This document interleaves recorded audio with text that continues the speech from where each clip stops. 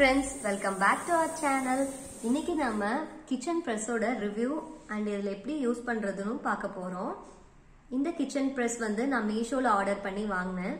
இந்த kitchen press கூட 15 அச்சு கொடுத்திருக்காங்க.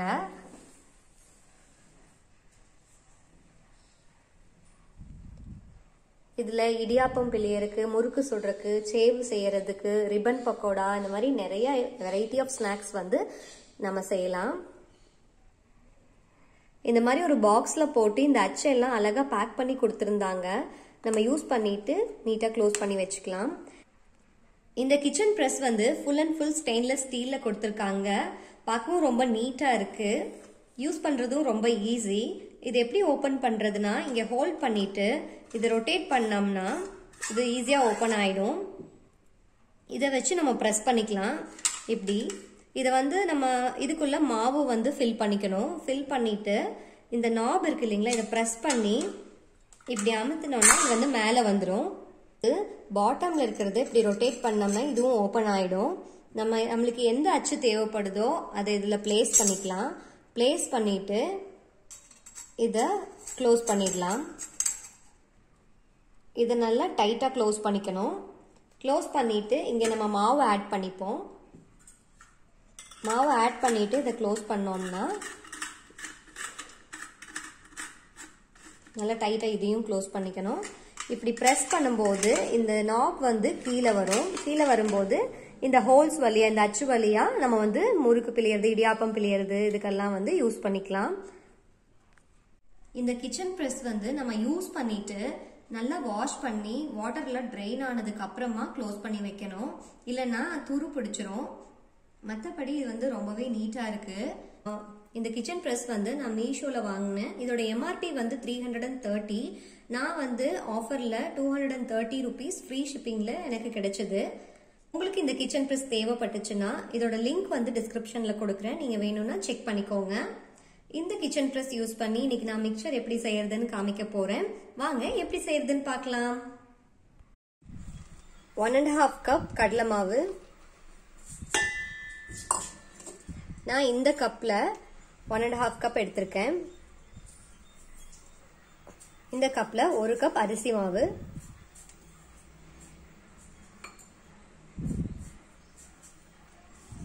சால்ட் தேவையான அளவு, ரெட் சில்லி பவுடர் 1 ஸ்பூன். நல்லா கலந்து விட்டுக்கலாம். கடலை மாவு தான் அதிகமா இருக்கணும். நான் வந்து 1.5 கப் கடலை மாவு, 1 கப் அரிசி மாவு எடுத்திருக்கேன். கொஞ்சமா இது கூட பெருங்காயத்தூள் ஆட் பண்ணிருக்கேன். இப்ப கொஞ்சம் கொஞ்சமா தண்ணி ஆட் பண்ணி பிசைஞ்சுக்கலாம்.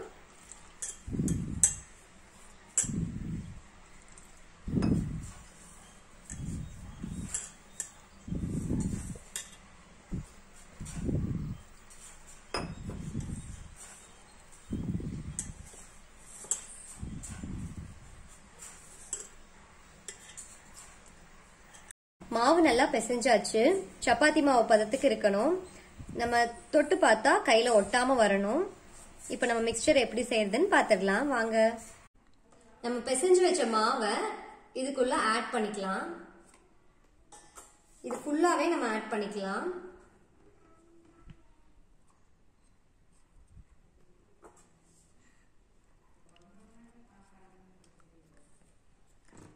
இந்த மாதிரி இந்த மாவு இதுல ஃபுல்லா ஃபில் பண்ணியாச்சு. இங்க குட்டியா ஒரு நாப் மாதிரி கொடுத்திருக்காங்க. இதை பிரஸ் பண்ணி கீழே இதை இப்படி வச்சோம்னா இது மேல வந்துரும். இந்த அச்சு எடுத்திருக்கேன். இந்த அச்சுல லைட்டா ஆயில் அப்ளை பண்ணிருக்கேன்.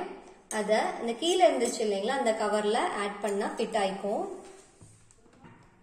இப்படி போட்டு நம்ம மறுபடியும் இதே மாதிரி ரொட்டேட் பண்ணி வச்சோம்னா லாக் ஆயிடும். இதை நம்ம க்ளோஸ் பண்ணிக்கலாம்.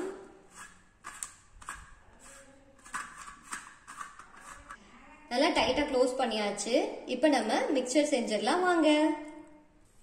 ஸ்டவ் ஆன் பண்ணி கடாய் வச்சு ஆயில் ஆட் பண்ணிருக்கேன். ஆயில் நல்லா ஹீட் ஆகட்டும்.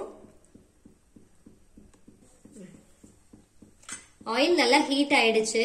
இப்ப நம்ம மிக்சர் பிழிஞ்சிடலாம்.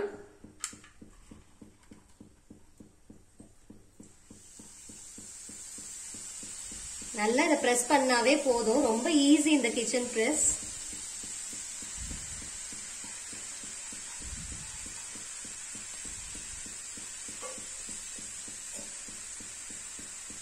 இது ரெடி ஆகட்டும், அடுத்த பேட்ச் போடலாம். இங்க பாருங்க சூப்பரா வந்திருக்கு. இது கொஞ்சம் செவந்தா எடுத்துடலாம்.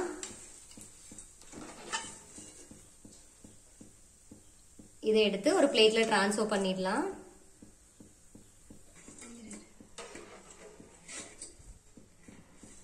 ஆயில் நல்லா ஹீட்டா இருக்கும்போது போட்டோம்னா அப்பயே எடுத்துடலாம். நல்லா குக் ஆயிடுது. ஏன்னா நம்ம வந்து அச்சு வந்து சின்ன ஹோல்ஸ் இருக்கிற மாதிரி தான் எடுத்திருக்கோம். அதனால குக்காக ரொம்ப டைம் எடுத்துக்காது.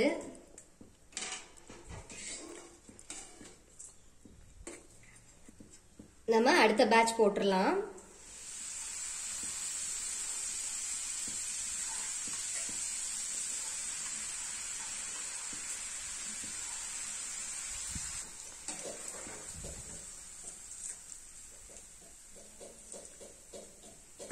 நல்லா செவந்து வந்துருச்சு. இப்ப நம்ம எடுத்துடலாம்.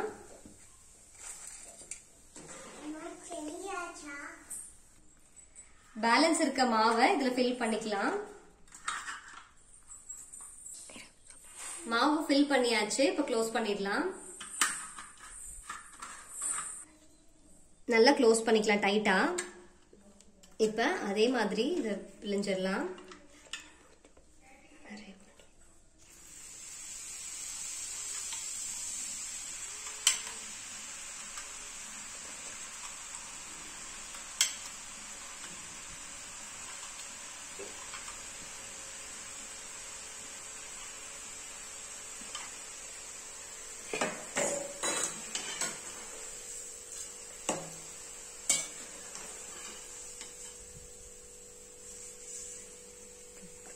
கோல்டன் ப்ரௌன் ஆயிடுச்சு. இப்ப நம்ம எடுத்துடலாம்.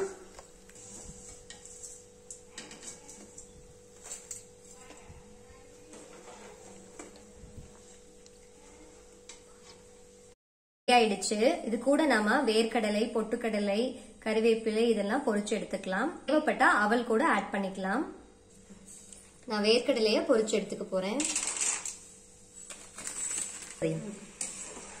வேர்க்கடலை இப்போ நல்லா பொரிஞ்சிருச்சு. இப்ப நம்ம இதை எடுத்துக்கலாம்.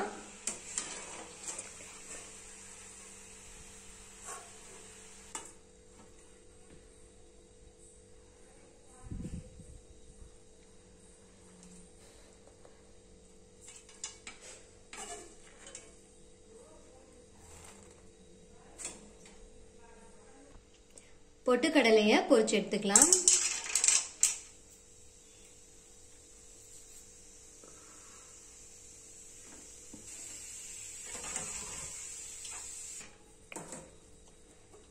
நல்லா பொரிஞ்சிருச்சு. இப்ப இது கூட ஆட் பண்ணிக்கலாம். ஸ்டவ் ஆஃப் பண்ணி அதுக்கு பிறகு கறிவேப்பிலை ஆட் பண்ணா போதும். ஏன்னா அது வந்து கருகிரும். இப்போ கறிவேப்பிலை ஆட் பண்ணிக்கலாம். கறிவேப்பிலை நம்ம போட்ட உடனே எடுத்துடணும். பாருங்க இப்பயே நல்லா பொரிஞ்சிடுச்சு.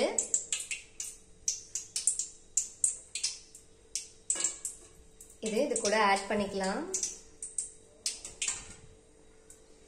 டேஸ்டி அண்ட் கிறிஸ்பியான மிக்சர் ரெடி ஆயிடுச்சு. இது ரொம்ப ஈஸியா நம்ம வீட்லயே செய்ய முடியும். நீங்களும் இதை செஞ்சு பார்த்துட்டு எப்படி இருந்துச்சுன்னு கமெண்ட்ல சொல்லுங்க. தேங்க்ஸ் ஃபார் வாட்சிங்.